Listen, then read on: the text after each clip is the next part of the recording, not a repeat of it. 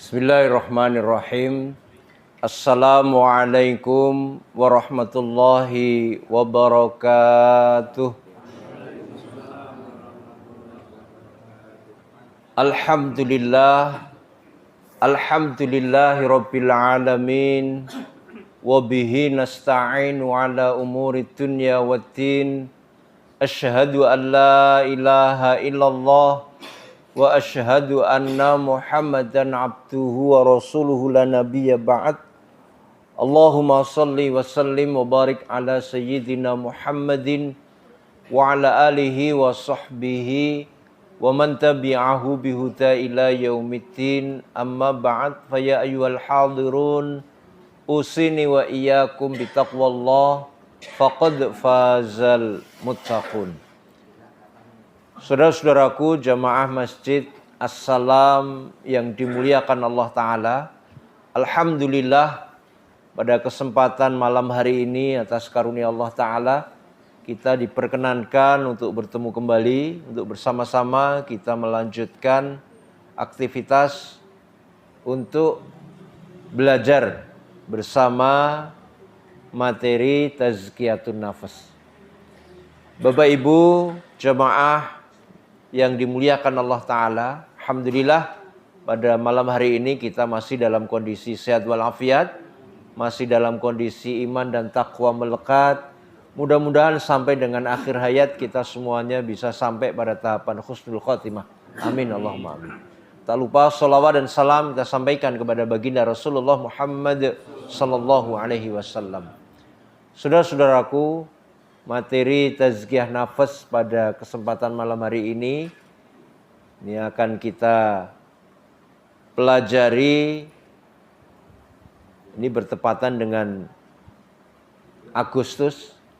Demikian pula kita sudah masuk di hari yang ke-8 di bulan Rabiul Awal, di mana sebentar lagi sebagian saudara kita juga mengadakan peringatan-peringatan Maulid Nabi tanggal 12 bulan Rabiul Awal.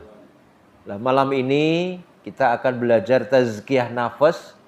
Ini berkait dengan kemerdekaan dan juga terkait dengan Maulid Nabi kita Nabi Muhammad sallallahu alaihi wasallam.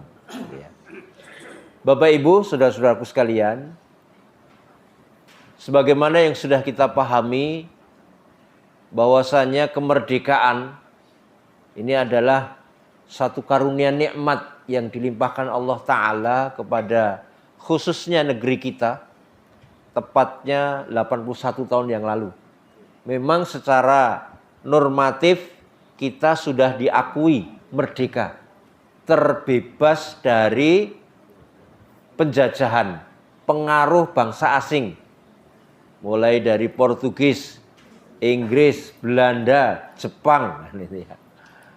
Nah, ini sudah diakui secara internasional 81 tahun yang lalu kita merdeka. Tetapi tentunya kemerdekaan ini tidak diraih dengan sesuatu yang mudah. Nah, dari kacamata atau sudut pandang tazkiyah nafas kita akan mengambil contoh keikhlasan, gitu ya. Perjuangan yang dilakukan oleh para ulama kita, di mana ulama kita itu menjadi pionir untuk menggerakkan, dalam bahasa kita jihad, gitu ya. Perang melawan penjajahan, mulai dari ujung barat di Aceh sampai dengan ujung timur, daerah Maluku, Ternate, Tidore, gitu ya. Di Sulawesi, kemudian di Jawa ada perang Jawa, gitu ya. Dan ini semua ternyata penggeraknya itu adalah ulama-ulama kita. Dan ini akan kita lihat dari sudut pandang tazkiyah nafas. Semangat yang telah ditunjukkan oleh pendahulu kita, ulama-ulama kita, bagaimana kita bisa bebas merdeka dari penjajahan. Di mana kita akan bisa bebas menentukan nasib sendiri, pola pikir nenek moyang kita dulu. Karena dijajah ternyata betul-betul rekoso. Dari sisi ekonomi kita sendiri juga menjadi nyun sewu ini Harusnya kita itu di lumbung padi kita kok ada istilah ayam mati di lumbung padi. Rekoso. Dari sudut pandang politik kita juga tidak bebas mengatur wilayah kita. Apalagi dari sisi akidah, kita banyak dipengaruhi oleh mereka. Seolah-olah kita memang tidak boleh mengembangkan agama yang sudah ada di negeri kita. Gitu ya. Dipengaruhi oleh agama-agama asing. Nah, ini kita akan melihat dari sudut pandang tazkiyah nafas. Kemudian yang kedua, saat ini kita juga sedang berada di bulan Rabiul Awal, yaitu hari-hari mendekati Maulid. Nah, ini ternyata tidak lepas. Ini kita akan ambil hikmah dari keberadaan peringatan Maulid. Ada peringatan hari ulang tahun kemerdekaan, ada peringatan hari lahir. Hari lahirnya siapa ini? Nabi kita, Nabi Muhammad sallallahu alaihi wasallam. Mungkin malam ini kita tidak masuk ke dalam ikhtilaf atau perbedaan pendapat. Satu, terkait dengan negeri kita itu janjane wis merdeka tenan ora to. Nah, ini kita tidak masuk ke ranah itu dulu. Gitu ya. Karena ada sesuatu yang harus kita ambil hikmah dari kemerdekaan ini. Dari sudut pandang tazkiyah nafas. Yang kedua, kita juga tidak masuk kepada ikhtilaf peringatan Maulid itu oleh ora to. Nah, ini kan ada sebagian yang istilahnya tidak membolehkan. Ini karena Maulid ini sama saja dengan hari ulang tahun. Zaman Nabi tidak pernah mengulang tahuni dirinya sendiri. Zaman Rasulullah tidak pernah. Monggo bagi yang berpendapat seperti itu. Tapi kita akan mengambil hikmahnya.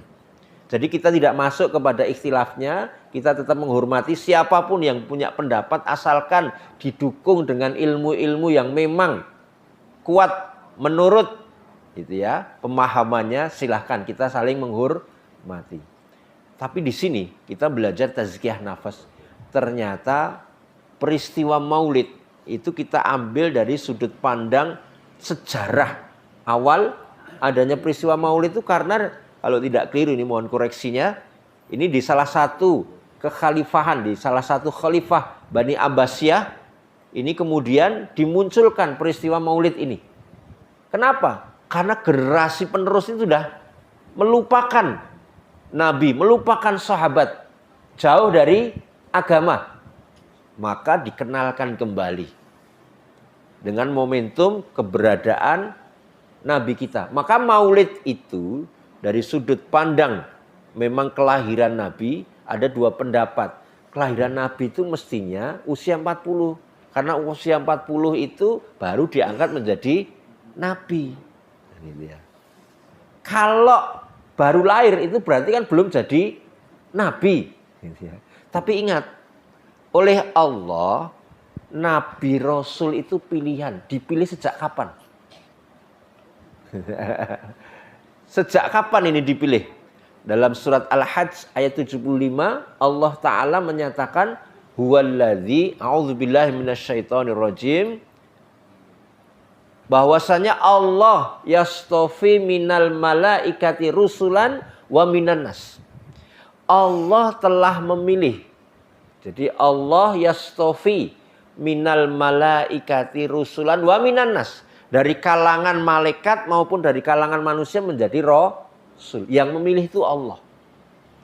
Kira-kira dipilih Allah itu sejak kapan? Ternyata Allah itu segala sesuatunya itu sudah termaktub. Kalau dalam surat Yasin itu wa kulla syai'in ahsainahu fi imamim mubin. Ayat 12. Tiap sesuatu itu ternyata sudah tercatat di Lauh Mahfuz. Berarti sebenarnya sudah dipilih Allah sejak di Lauh Mahfuz. Sudah ada rencananya Allah. Sudah ada skenario. Database awalnya itu sudah ada di Lauh Mahfuz. Bahwa nanti akan lahir seorang Nabi terakhir, seorang Rasul Allah. Namanya Muhammad. Kalau kitab-kitab lain disebut Ahmad. Dari sudut pandang ini berarti sebenarnya sudah dipilih Allah sejak zaman awal di Lauh Mahfuz. Bahkan di alam rahim pun berarti sudah disiapkan.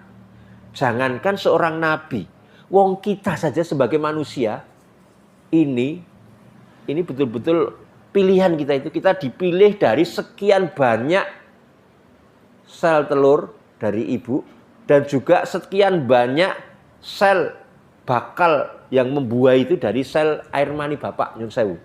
Kita itu miliatan jumlahnya. Dari bakal buahnya ibu miliatan sel telurnya, yang dipilih satu. Dari bakal bapak air mani itu juga selnya banyak sekali, tapi sing jadi cuman satu. Jadinya kita ini yang keluar dari perut ibu itu cuman satu. Kita itu pun juga dipilih. Apalagi seorang nabi dan rasul itu juga sudah dipilih. Semuanya sudah ada skenario Allah. Nah, dari sudut pandang ini maka maulid itu mengingatkan kepada kita, pertama, keberadaan seorang nabi. Maulid Nabi Muhammad sallallahu alaihi wasallam itu diingatkan kembali supaya kita ingat ada nabi terakhir yang namanya Muhammad. Dalam surat Ahzab ayat 40 Allah Ta'ala menyatakan, "Makana Muhammad aba ahadim mir rijalikum walakin Rasulullah wa khataman nabiyyin." Bahwa Muhammad itu bukan bapak di antara laki-laki kalian. Ini bisa dilihat tafsirnya. Pada waktu itu Rasulullah itu punya anak angkat gitu ya. Lah anak angkat itu disandingkan dengan Rasulullah namanya langsung. Zaid kalau tidak sekali ya. Zaid bin Muhammad. Nah ini ditegur oleh Allah. Ini bukan anak kandungnya. Kemudian yang kedua juga ada yang menafsirkan bahwa Nabi Muhammad itu tidak punya anak laki-laki.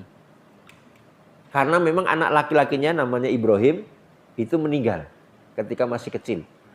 Nah, gitu ya. Ada dua kalau tidak salah. Satunya namanya siapa? Jadi dua anak laki-laki Rasulullah itu meninggal. Ini untuk memberikan keterangan apa ini?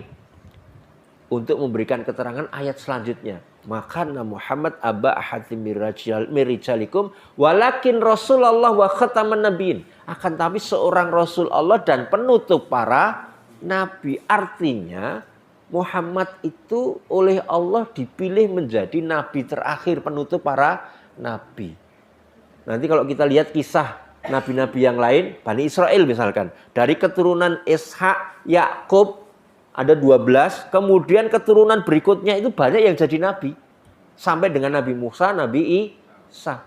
Jadi bapak anaknya nanti jadi nabi. Anaknya Ishak, Yakub juga nabi. Yakub punya anak, salah satunya Yusuf juga jadi nabi. Demikian pula anak turunnya nih. Setiap punya anak ternyata jadi nabi di kalangan Bani Israel. Lah Rasulullah itu tidak punya anak laki-laki. Makanya qadarullah punya anak laki-laki sejak kecil itu sudah meninggal. Karena nanti betul-betul untuk memperkuat bahwa Muhammad itu adalah khataman nabiyyin, penutup para nabi. Berarti setelah itu tidak ada nabi lagi. Gitu ya. Jadi maulid itu pertama untuk mengingatkan adanya nabi yang terakhir. Namanya Muhammad sallallahu alaihi wasallam. Karena nabinya terakhir, maka juga diingatkan kitabnya itu juga sudah kitab yang tamat. Agamanya sudah sempurna. Berlaku tidak hanya satu kaum, berbeda dengan nabi-nabi yang lain, tapi untuk seluruh manusia, bahkan seluruh alam. Ini ya. Dalam surat Al-Maidah ayat yang ketiga, ini para mufasir sebagian meyakini bahwa ayat ini adalah ayat terakhir turun. Al-yauma akmaltu lakum dinakum wa atmamtu alaikum ni'mati wa raditu lakumul islamati. Nah, di situ Allah menegaskan hari ini, Haji Wada waktu itu, hari ini telah aku sempurnakan nikmatku untuk kalian. Apa itu? Wa raditu lakumul islamatina. Islam itu betul-betul diridhoi oleh Allah untuk menjadi agama. Kenapa? Karena Islam itu memang din Allah. Surat Ali Imran 19, inna din intallahil Islam. Islam itu agamanya Allah. Sejak Mbah Adam, Mbah Nuh, Idris, Ibrahim, itu semuanya Islam. Terbukti Nabi Ibrahim pun ternyata juga mewanti-wanti kepada putranya. Dalam surat Al-Baqarah, nanti bisa dilihat mulai ayat 124 sampai dengan 133. Wahai anak-anakku, innallaha astafa lakumuddin fala tamutunna illa wa antum muslimun. Ternyata Nabi Ibrahim pesan kepada anak-anaknya pada waktu itu. Anaknya itu ada Ismail, ada Ishak, dan satu lagi ada Yakub. Cucunya juga diberi wasiat pada waktu itu. Ismail, Ishak, dan Yakub. Anaknya yang diberi wasiat. Wasiatnya apa? Allah telah memilihkan untuk kalian agama. Dan jangan mati kecuali dalam kondisi muslim. Berarti dinnya Islam. Maka surat An-Nahl ayat 123. Ternyata Nabi kita Nabi Muhammad sallallahu alaihi wasallam tsumma auhayna ilaika anittabi' millata Ibrahim hanifa. Untuk mengikuti milah Ibrahim. Milah Ibrahim itu apa? Islam. Muslim tadi. Demikian pula ayat berikutnya dalam surat Al-Baqarah 133 dan 132 dan 133. Yakub sebelum meninggal itu juga pesan kepada putra-putranya. Yakub ini siapa? Bapaknya Yusuf, cikal bakal Musa, Isa. Itu juga sudah pesan, wahai anak-anakku, mata abuduna mim ba'di. Apa yang akan kau sembah setelahku nanti? Terus anak-anaknya ternyata jawab yang 12 itu. Na'budu ilahaka wa ilaha wa ilaha abaika Ibrahim wa Ismail wa Ishaq ilaha wahida. Wa nahnu lahu muslimun. Ternyata juga Yakub pesan kepada anaknya. Apa yang kamu sembah nanti? Yang aku sembah ternyata juga Tuhan yang sama yang disembah Mbah Ibrahim, Mbah Ismail, Mbah Ishaq, ilaha wahida. Tuhan yang sama yaitu Allah Subhanahu wa taala. Wa nahnu lahu muslim, dan kami betul-betul juga menjadi muslim. Agamanya juga Islam. Berarti mengingatkan kembali Nabi kita, Nabi yang terakhir, kemudian membawa Islam yang sudah sempurna. Dan Islam ini adalah agamanya Allah yang diridhoi. Maka wa may yabtaghi ghairal islami dinan fala yuqbala minhu wa huwa fil akhirati minal khasirin. Ditegaskan Allah di dalam surat Ali Imran ayat 85, siapa yang mencari agama selain Islam, maka dia terputus, tidak akan diterima. Kenapa? Karena agamanya Allah itu Islam. Lalu kenapa kok ada agama-agama lain selain Islam? Oleh Allah disebut makanu yaftarun. Itu karena diada-adakan oleh manusia. Sejak kapan ini? Dalam surat An-Nisa 164, Nabi itu jumlahnya banyak. Ada yang dikisahkan dan yang tidak dikisahkan. Rasul juga sama. Rasulullah ketika ditanya sahabat jumlahnya berapa ya Rasulullah? Nabi itu 124.000. Rasul itu ada 313.000. Itu di mana saja? Maka Allah menegaskan ada yang dikisahkan, ada yang tidak dikisahkan. Semua Nabi itu juga mengajarkan yang sama, tauhid Islam. Rasul juga mengajarkan yang sama. Hanya saja Allah kemudian menyatakan dalam surat Maryam ayat 58 dan 59, sepeninggal Nabi itu muncul generasi yang akhirnya meninggalkan sholat dan mengikuti syahwat. Sepeninggal Nabi itu muncul setan-setan yang merubah-rubah amanat yang dibawa oleh para Nabi itu, mempengaruhi generasi selanjutnya. Fa khalafa min ba'dihim khalfun adha'us shalah wa taba'us syahwat. Akhirnya sepeninggal nabi-nabi itu muncul generasi yang meninggalkan sholat dan mengikuti syahwat sampai membuat agama sendiri. Muncul agama-agama Yahudi itu setelah Nabi Isa meninggal. Muncul agama Nasrani itu setelah Isa tidak ada, diangkat oleh Allah, diwafatkan. Muncul agama Hindu, Buddha, Zoroaster dan sebagainya, Konghucu, itu sepeninggal nabi-nabi. Ya, dan ini sejarah. Dan ini untuk mengingatkan kembali bahwa Islam itulah din yang diridhoi oleh Allah, din yang betul-betul ajarannya itu sempurna. Wa tammat kalimatu rabbika sidqan wa adla. Termaktub di dalam Al-Qur'an yang dinyatakan oleh Allah juga sempurna. Agamanya sudah sempurna, Al-Qur'annya sebagai kitab suci juga sudah sempurna, benar, adil, wa tammat, sudah tamat.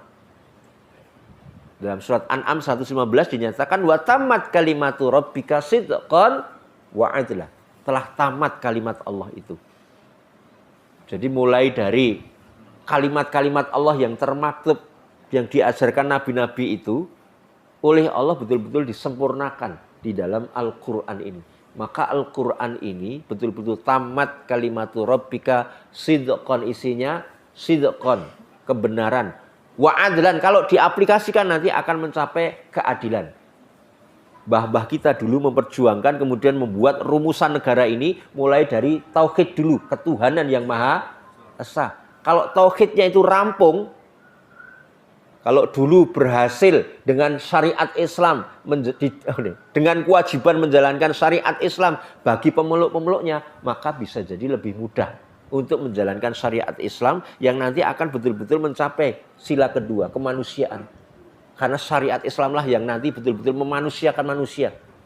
Gitu ya. Yang betul-betul adil nanti hukum-hukumnya itu. Islamlah yang akan bisa menyatukan perbedaan-perbedaan pendapat itu, perbedaan-perbedaan agama dan sebagainya. Maka bukti Rasulullah di Madinah membuat bibit negara, gitu ya, bakal negara yang namanya Madinah. Yang akhirnya Madinah itu menjadi Madinatul Munawwarah. Dan akhirnya rakyat itu nanti akan dipimpin oleh hikmah, kebijaksanaan. Hikmah itu adalah ilmu. Hikmah itu adalah tinggalan para nabi, para rasul. Hikmah itu yang dikembangkan para ulama. Sumbernya dari mana? Dari petunjuk Allah, Al-Quran. Dan orang yang memimpin itu mestinya betul-betul surat Al-Ma'idah. Ayat 51 itu. Gitu ya. Nanti yang bakal menjadi pemimpin mestinya orang-orang iman yang betul-betul punya ilmu fil ilmi wal jism. Bukan karena harta. Ini bisa dipelajari nanti dalam surat Al-Baqarah mulai ayat 254 itu ya. Contoh Bani Israel itu dulu minta kepada nabinya, kemudian minta dipilihkan pemimpin. Oleh Allah dipilihkan namanya Talut yang nanti bisa mengalahkan Jalut. Talut ini ditolak oleh Bani Israel gara-gara apa? Nek bahasa kita itu orang duwe modal, orang duwe duit. Berarti sing ngajari milih pemimpin kuwi kudu duwe duit. Ini siapa, Pak? Bani Israel. Padahal Allah itu sudah memilihkan bil ilmi wal jism, karena ilmunya, karena kemampuannya. Dan akhirnya akan mencapai keadilan sosial bagi seluruh rakyat Indonesia. Kenapa? Karena Islam itu sudah sempurna. Al-Quran itu juga sudah mengajarkan tibyanan likuli syai', mulai hubungan kita dengan Allah, hubungan kita dengan manusia. Manusia mulai dari keluarga, masyarakat, bahkan dalam satu negara. Itu sudah komplit dan oleh Allah dijamin adil kalau diterapkan. Dan ini mengingatkan kembali bahwa adanya maulid itu mengingatkan visi dan misi Nabi yang harus dilanjutkan oleh generasi penerus. Kenapa? Karena Nabi itu Muhammad SAW diutus untuk seluruh manusia, bukan satu kaum saja. Dan betul-betul untuk seluruh alam. Wa ma arsalnaka illa kafatan linnas. Surat Saba ayat 35. Bahwasanya ayat 28 ya. Bahwasanya Rasulullah diutus itu untuk seluruh manusia mulai dari zaman Rasulullah sampai akhir zaman. Kenapa? Karena Islam itu betul-betul sudah ditutup. Nabinya sejak Nabi Muhammad. Kitabnya sudah tamat. Ajarannya hudal linnas wa bayyinatin minal huda wal furqan. Al-Quran diturunkan sejak pertama kali di bulan Ramadan itu untuk petunjuk manusia. Beda dengan Bani Israel diberi petunjuk khusus. Ada Taurat, gitu ya. Ada Injil itu untuk Bani Israel. Tetapi kalau Rasulullah itu untuk seluruh manusia. Bahkan wa ma arsalnaka illa rahmatan lil alamin. Tidak hanya alamnya manusia, alamnya jin pun juga mendapatkan rahmat. Tidak hanya manusia yang ada di bumi, nanti di bumi-bumi lain. Kalau sudah ada penerbangan antar planet itu ya. Nanti ketemu, loh kok di sana juga ada yang sholat. Nanti akan ketemu menjadi rahmat. Gitu ya. Nah ini mengingatkan kembali, maulid itu mengingatkan. Supaya kita melanjutkan. Karena ternyata apa yang diturunkan kepada Rasulullah itu diwariskan kepada kita. Surat Fatir ayat 32. Tsumma aurasnal kitabal ladzina astafaina min ibadina. Kemudian kitab yang telah diberikan pada Rasulullah itu diwariskan kepada kita. Tsumma aurasnal kitab. Kitab itu diwariskan kepada kita semuanya. Meskipun faktanya ada yang zalimun li nafsi, ada yang muqtasidun, ada yang sungguh-sungguh memperjuangkan kitab itu. Gitu ya. Termasuk oleh Allah juga diingatkan. Fastamsik billadzi uhiya ilaika innaka ala siratal mustaqim. Rasulullah dulu diperintahkan untuk berpegang teguh pada apa yang sudah diturunkan kepada Rasulullah itu. Nanti berada di atas siratal mustaqim. Dan ternyata innahu Al-Quran itu juga la dzikrul laka wa liqaumika fasawfa tus'alun. Itu nanti juga berlaku bagi kaumnya Rasul. Berarti kitab itu juga berlaku bagi kaumnya Rasulullah. Termasuk kita sampai akhir zaman. Fasawfa tus'alun. Kalian semua nanti akan dimintai pertanggungjawaban. Pertanggungjawaban apa ini? Kita sudah diberi warisan kitab. Kita sudah diberi warisan din sejak mbah-mbah kita dulu. Kira-kira kita mau mengaplikasikan enggak? Sejauh mana kita memperjuangkan? Nah, ini hubungannya dengan perjuangan mbah-mbah kita dulu. Kita diingatkan hari ulang tahun kemerdekaan itu memperjuangkan mbah-mbah kita dulu. Dalam rangka apa? Mengikuti Rasulullah juga. Perjuangan itu. Karena Rasulullah itu juga di Madinah lebih dari 50 kali perang bahasa kita. 57 kalau dalam sejarahnya. Itu dalam rangka apa? Wa qatilu fi sabilihi alladzina yuqatilunakum wa la ta'tadu. Surat Al-Baqarah ayat 190 191. Rasulullah diperintahkan untuk berperang, tapi tidak boleh menjajah. Berperang itu karena diserang. Jadi prinsipnya Islam itu anti penjajahan. Makanya mbah-mbah kita dulu punya prinsip anti penjajahan. Penjajahan di muka bumi ini harus dihapuskan. Karena sadar. Karena ini betul-betul tidak sesuai dengan pri kemanusiaan dan pri keadilan. Membuat redaksi pun sudah disiapkan. Karena kemerdekaan itu adalah hak setiap bangsa. Hak kita. Kita itu masing-masing oleh Allah sudah dikaruniai loh sebenarnya. Entah itu bentuknya sekarang bangsa, negara, dulu kerajaan. Surat 49 ayat yang ke-13. Allah sudah memberikan sinyalemen. Ya ayyuhannas inna khalaqnakum min dzakarin wa untha. Manusia, kamu itu diciptakan dari laki-laki dan perempuan. Wa ja'alnakum syu'uban wa qabaila. Dari laki-laki dan perempuan itu akhirnya menikah, terus beranak pinak yang banyak. Surat Rum ayat 22 itu beda warna kulit, beda bahasa. Tapi oleh Allah, wa ja'alnakum syu'uban wa qabaila. Setelah berkembang banyak, kamu itu jadi suku dan jadi bangsa yang berbeda. Itu dikaruniai oleh Allah. Kamu ngatur.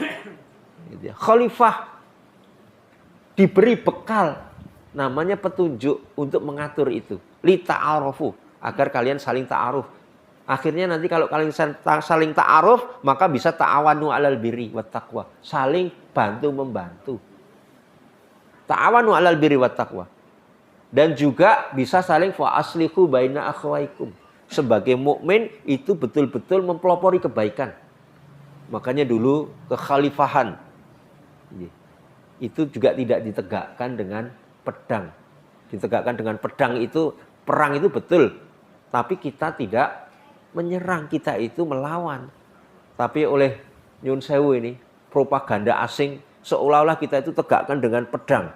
Padahal pedang itu untuk melawan ketika kita diperangi. Banyak kerajaan, banyak negara yang dulu tunduk, dulu betul-betul menginduk kepada kekhalifahan Bani Abbasiyah maupun Utsmaniyah.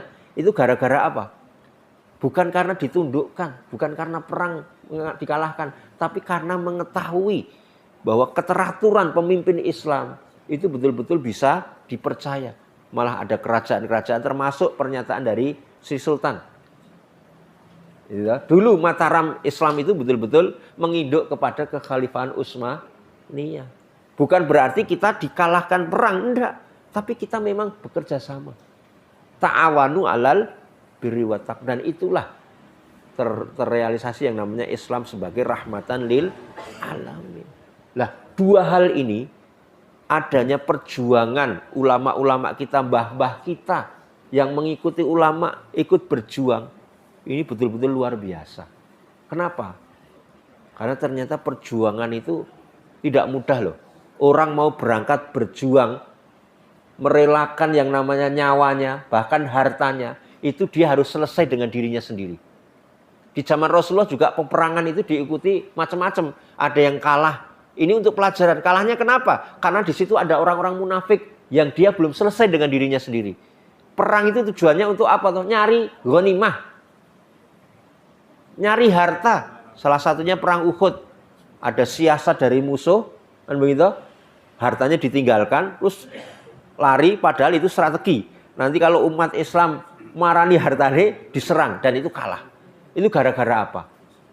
Gara-gara dalam perjuangan itu niatnya bukan lillahi ta'ala. Tidak manut kepada Rasulullah. Tapi ada hawa nafsu yang masih menjajah. Hawa nafsu pengen harta. Ada setan yang membisikkan. Sehingga kalah waktu itu. Maka saudara-saudara sekalian, ilmu tazkiyah nafas ini mengantarkan. Meskipun dulu mungkin ilmunya namanya belum tazkiyah nafas. Kebersihan hati. Ghirah semangat berjuang. Itu sebenarnya buah dari tazkiyah nafas, hatinya senantiasa bersih. Sehingga niatnya perang itu bukan untuk duniawi tapi lillahi ta'ala. Akhirnya diberikan karunia oleh Allah yang namanya kemerdekaan. Dan ini diingatkan keberadaan Rasulullah. Di mana dalam hadis-hadisnya Rasulullah itu memberikan nasihat. Dalam ilmu tazkiyah nafas kita dikenalkan sebuah nasihat Rasulullah dalam ini nasihat berasal dari sahabat Abu Dzar, nasihat Rasulullah bahwasanya jihad yang paling utama itu adalah jihad melawan hawa nafsu. Ini diriwayatkan oleh hadis riwayat Ibnu An-Najr. Itu Rasulullah mengingatkan hawa nafsu itu adalah musuh kita yang besar. Bahkan dalam riwayat lain itu disebut jihad yang akbar juga. Setelah perang fisik menang, jadi dapat bagian, sahabat kan senang biasa. Senyum-senyum, ketawa-ketawa. Terus diingatkan, sahabat, ingat kalian masih menghadapi peperangan yang lebih besar lagi. Perang apa ya Rasulullah? Kita sudah menang ini. Perang menghadapi hawa nafsu kalian masing-masing. Ternyata perang menghadapi hawa nafsu itu diingatkan Rasulullah. Itu perang yang akbar, perang yang besar. Kenapa? Karena perang ini tidak pernah berhenti. Gitu ya. Selama hayat masih dikandung badan, kita masih berjuang melawan hawa nafsu. Kalau perang fisik, itu ketika masa perang selesai, perang Uhud selesai ya selesai, perang Badar selesai ya selesai. Disepakati berapa pekan kita perang, gitu ya. Nah, ini kan ada kesepakatan-kesepakatan seperti itu. Kalau masanya perang selesai ya selesai. Tapi perang melawan hawa nafsu tidak pernah berhenti. Maka ini diingatkan Rasulullah butuh jihad yang akbar. Sehingga mbah-mbah kita dulu, para sahabat Rasulullah ketika perang itu betul-betul diingatkan oleh Rasulullah. Untuk meniatkan perang itu betul-betul lillahi ta'ala dengan hati yang bersih. Tidak ada riak, tidak ada sombong. Dan betul-betul lillahi ta'ala. Niat inilah akhirnya nanti memunculkan ghirah, semangat juang yang tak kenal takut. Bahwa kita itu hanya modal bambu runcing itu lari ternyata. Belandanya, Inggrisnya. Dan bisa mengalahkan. Karena ada semangat itu tadi. Satu semangat karena memang ikhlas lillahi ta'ala. Yang kedua semangat berjuang. Ora apa-apa. Ditanamkan. Ish kariman. Aumut syahidan. Kalau hidup nanti mulia. Kalau mati itu juga mulia. Ish kariman. Hidup mulia. Aumut syahidan. Kalau mati itu juga mulia karena menjadi syahid. Hidup itu mulia. Karena kalau kita tidak melawan penjajah, kita nanti akan dijajah. Wal fitnatu asyaddu minal qatl. Ada yang memaknai tidak hanya fitnah itu lebih kejam dari pembunuhan. Fitnah itu karena rentetan ayat perang, penjajahan itu, fitnah penjajahan itu lebih buruk daripada kita tidak mau ikut perang. Kalau kita tidak perang, maka nanti akan dijajah. Maka kalau dijajah, kita tidak akan bebas. Gitu ya. Jadi sekali lagi ini keterkaitan antara maulid. Maulid itu berarti kita diingatkan kembali. Kita mengambil hikmah itu. Akan adanya Rasul, akan adanya Nabi sebagai Nabi terakhir. Yang membawa din agama yang sudah sempurna. Membawa kitab yang sudah tamat. benar dan adil, dijamin adil kalau itu hukum-hukumnya diterapkan. Bahkan Rasulullah pun sudah menjadi contoh. Laqad kana lakum fi Rasulillah uswatun hasanah. Memberikan contoh bagaimana mengaplikasikan petunjuk-petunjuk Allah. Mengaplikasikan agama ini di dalam kehidupan dunia. Baik dalam kehidupan pribadi, hubungannya dengan Allah, dalam keluarga, dalam masyarakat, bahkan dalam bernegara, bahkan di dalam berinteraksi secara internasional. Termasuk hubungannya dengan alam lingkungan maupun alam gaib. Itu ada petunjuknya semua. Hubungan dengan jin pun juga ada. Sampai Rasulullah itu diberi informasi oleh Allah, ada rombongan jin yang ngaji. Terus rombongan jin itu ketika ngaji kan rombongan biasa, nek rombongan itu kadang sing ngomong-ngomongan, nek sing rame gitu ya. Ternyata diberitakan nama Allah, mbok meneng an situ. Itu loh, ada pelajaran yang luar biasa. Suruh diam dulu. Sekembali ke kaumnya, ternyata para jin itu juga memberitahukan kepada kaumnya, kami mendengarkan Al-Qur'an yang menakjubkan. Coba kita kira-kira seperti itu enggak? Jadi kalau pulang itu ternyata mengajarkan kita mendengarkan Al-Qur'an yang menakjubkan. Wow. Ini jin loh. Mengajarkan kepada kaumnya. Rasulullah itu ternyata rahmatan lil alamin. Lah kita punya tugas dan nanti kita juga akan dimintai pertanggungjawaban. Tadi surat Zukhruf ayat 43 dan 44. Rasulullah berpegang teguh akhirnya berada di atas Shirathul Mustaqim. Umat ini juga diperintahkan untuk berpegang teguh sehingga nanti berada di atas Shirathul Mustaqim. Fasawfa tus'alun. Nanti kalian akan dimintai pertanggungjawaban.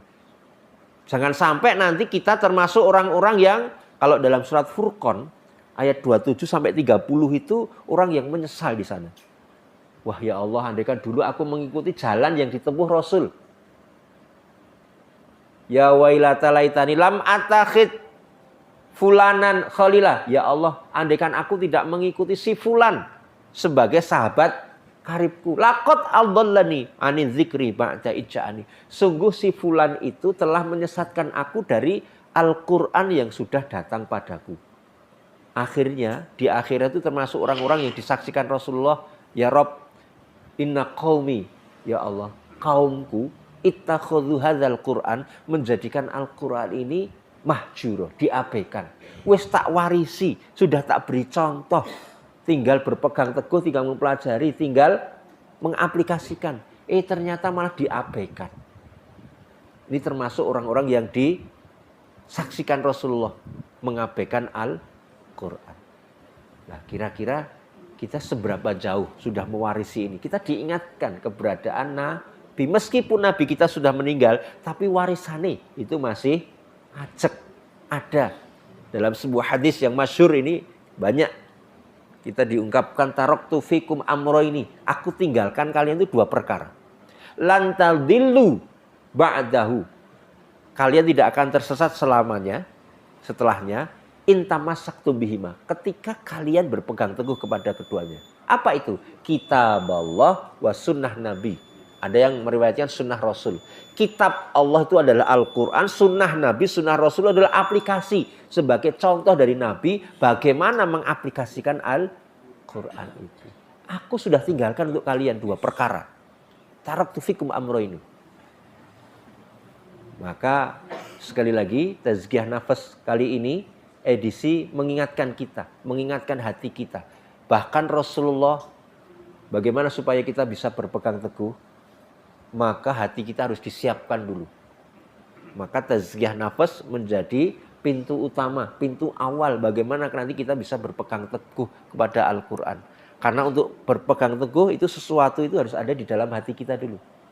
Ternyata Al-Quran ini bisa masuk ke dalam hati dan bisa kita pegang teguh, harus menjadi cahaya dalam hati dulu. Surat 56 ayat 79 kita diingatkan, la yamassuhu ilal mutahharun. Al-Quran tidak akan bisa disentuh pelajarannya, petunjuknya, cahayanya. Illal mutahharun, kecuali hamba-hamba yang telah disucikan. Suci itu dalam ilmu fikih ada 2. Ada toharoh yang diajarkan mensucikan zahir kita. Ada toharoh dalam rangka untuk mensucikan jiwa kita. Toharoh fisik juga dilakukan, toharoh batin juga lakukan. Namanya tazkiyah nafas, mensucikan jiwa kita. Nah insya Allah nanti cahaya-cahaya Al-Quran akan masuk sehingga kita nanti akan bisa berpegang teguh. Akhirnya nanti kita akan memperjuangkan wajahidum bihi jihadan kabirah. Bisa berjuang melawan kekafiran, kemunafikan, kemusyrikan minimal di dalam diri kita, dalam keluarga kita, dalam masyarakat kita dengan menggunakan Al-Quran. Tapi dimulai dari semangat berjuang dulu, memperjuangkan hati kita supaya hati kita bersih. Karena hawa nafsu bisikan setan ini harus kita perjuangkan terus supaya bisa tunduk. Hawa nafsu bisa tunduk, setannya juga jadi ora doyan. Dengan cara bagaimana? Dengan tazkiyah nafas setiap waktu, setiap saat. Sebagaimana yang sudah kita pelajari sebelumnya. Nah, saudara-saudara sekalian, itulah yang bisa kita pelajari di kesempatan malam hari ini. Belajar tazkiyah nafas tapi hubungannya dengan satu, kemerdekaan. Kita memperingati kemerdekaan. Yang kedua, maulid. Sekali lagi, kemerdekaan itu butuh perjuangan. Dan kita diingatkan terus harus berjuang.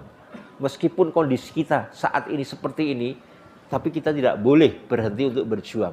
Minimal tadi diingatkan Rasulullah, kita punya tugas untuk berjuang melawan hawa nafsu kita.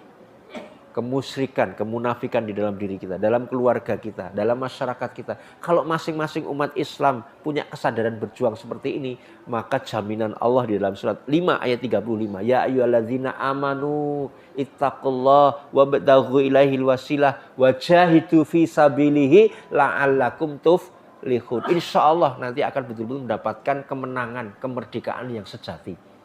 Diri kita akan menjadi mukmin yang tinggi. Keluarga kita akan mendapatkan sakinah, mawaddah warahmah. Umat ini akan menjadi khairu ummah. Negeri ini akan menjadi negeri yang baldatun thayyibatun wa rabbun ghafur. Bahkan di bumi kita nanti akan mendapatkan rahmatan lil alamin.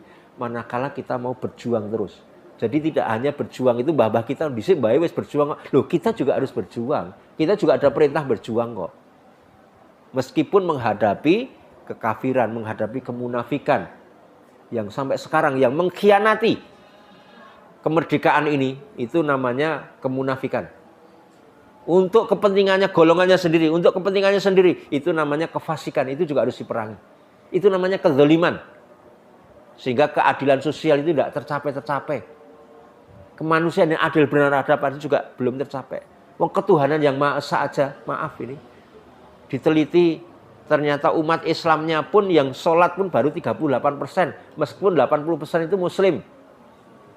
38% itu baru sholat, itu pun baru sholat Jumat yang diteliti. Belum sholat yang 5 waktu. Belum nanti yang ke masjid. Ini kan semakin sedikit. Maka kita berjuang. Mengingatkan saudara-saudara kita. Mengingatkan diri kita. Mengingatkan keluarga kita. Nanti lama-lama insya Allah nanti akan mendapatkan kemenangan. La'allakum tuflihun. Dengan cara kita berjuang. Yang mungkin saja saat ini kita tidak perang fisik. Tapi perang ghazul fikr. Perang pemikiran. Perang menghadapi itu tadi. Kekufuran, kemunafikan, kezaliman, dan sebagainya. Musuhnya sekarang mungkin sudah tidak berwarna kulitnya. Warna kulitnya sama dengan kita mungkin. Gitu ya. Tapi inilah fakta yang ada. Kita harus berjuang. Dan semua itu perjuangan, meskipun perjuangan fisik, berjuang dakwah, kalau tidak diikuti dengan perjuangan melawan hawa nafsu, melawan setan, setiap waktu, setiap saat kita bisa jadi gagal.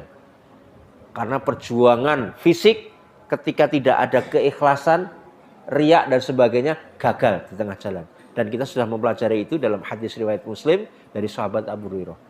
Ada yang jihad, ada yang belajar mengajar Al-Quran, ada yang sedekah, duitnya habis untuk melawan.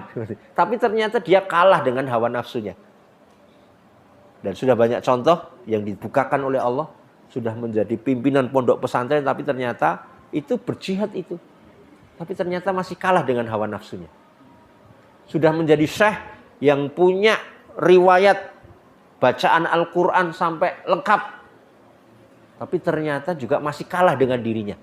Karena masih jatuh kepada hawa nafsu bisikan setan. Na'udzubillah min dzalik. Maka kita diingatkan semuanya wajib untuk berjuang melawan hawa nafsu. melawan bisikan setan. Supaya nanti perjuangan-perjuangan yang lebih tinggi lagi insya Allah juga akan berhasil. Apalagi memperjuangkan negeri kita. Mudah-mudahan sedikit demi sedikit getaran-getaran seperti ini akan berlanjut kepada masyarakat yang lebih luas. Sehingga nanti kita bisa mencapai kemerdekaan yang sejati. Minimal kita memerdekakan diri kita sendiri. Saudara-saudara sekalian, demikian yang bisa kita pelajari. Mudah-mudahan bermanfaat. Ada hal yang kurang berkenan, mohon dimaafkan. Ada kekeliruan, insya Allah nanti kita revisi lain kesempatan. Kita akhiri taklim pada malam ini dengan bacaan hamdalah. Alhamdulillahirabbil alamin. Subhanakallahumma rabbana bihamdik. Asyhadu an la ilaha illa anta astaghfiruka wa atubu ilaik. Assalamualaikum warahmatullahi wabarakatuh.